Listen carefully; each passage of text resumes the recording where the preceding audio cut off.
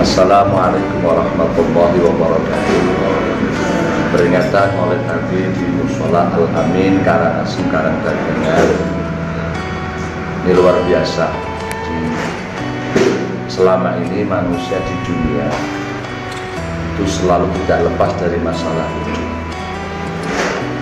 Dan saat masalah itu datang, semua orang hanya menggunakan akal pikiran dan menggunakan ilmu pengetahuan saja. Sementara ilmu pengetahuan akal itu terbatas. Maka kita sebutnya butuh duduk sejenak, kita butuh mujahadah, kita butuh kumpul pengajian bersolawat, berzikir kepada Allah.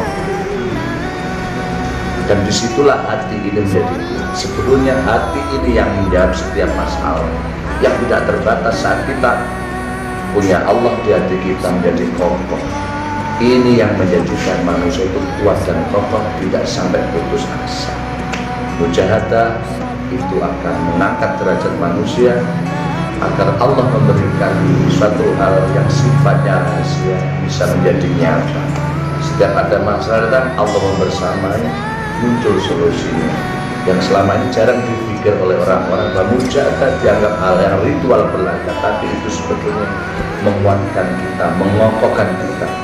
Maka selama ini kita lupa bahwa hati itulah sebetulnya yang menjawab setiap masalah, karena tempat Allah itu di hati. Maka dalam ringkasan materi tadi, hati yang saya utamakan.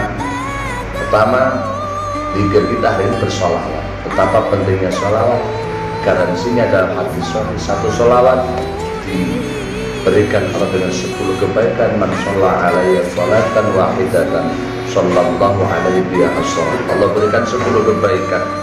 Satu sholawat yang kita baca, wahutat anhu asyara syai'at, Allah akan angkat 10 keburukan dalam hidup. Bahkan yang ketiga, warufi'at lahu asyara darajat, diangkat 10 derajat hidup manusia dengan kita bersolawat kepada Nabi. Sholawat itu penting, satu hal yang luar biasa. Maka cinta pada Nabi, selain daripada sholawat, kita mengikuti yang disampaikan Kanjeng Nabi.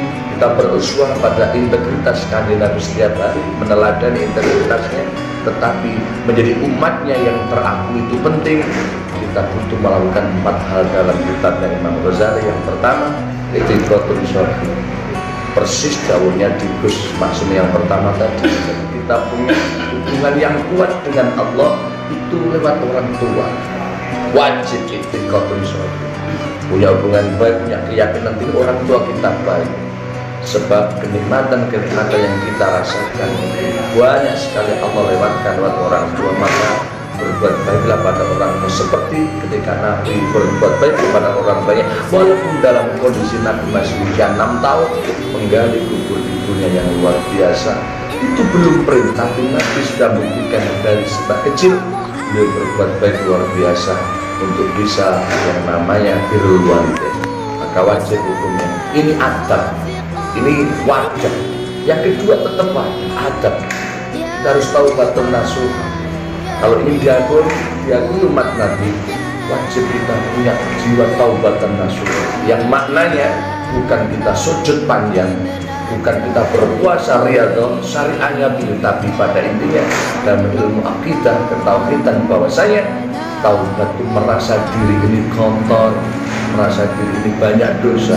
Nasuha, kita fokus hanya ingat dosa kita, jangan pernah melihat dosa orang lain.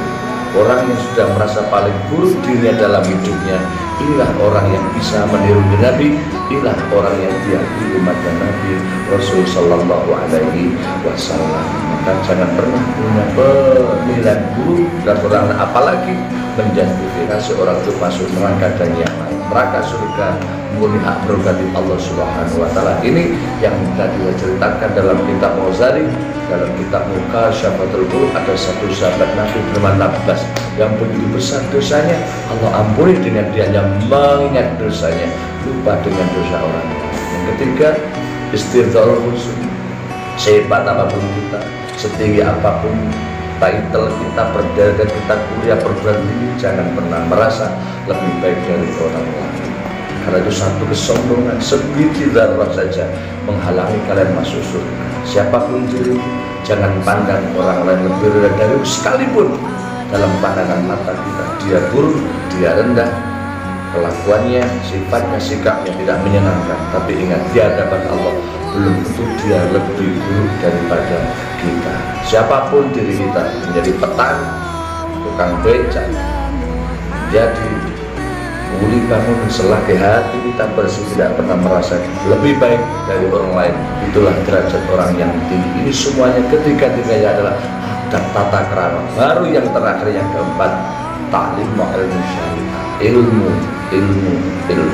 Wadah dulu, adab dulu, baru ilmu. Jangan dibalik. Kalau orang mencari ilmu dulu, adabnya belum tertata, dimungkinkan orang ini punya potensi sombong, punya potensi yang tidak seperti Nabi Muhammad SAW. Wadah dulu, adab dulu, etika dulu, tata krama dulu, baru ilmu. Inilah ringkasan Maulid Nabi pada tanggal 27 Oktober 2022 di Musola Al-Amin Kangsem Karangkanan. Terima kasih. Wallahul muwaffiq ila aqwamit thariq. Wassalamualaikum warahmatullahi wabarakatuh.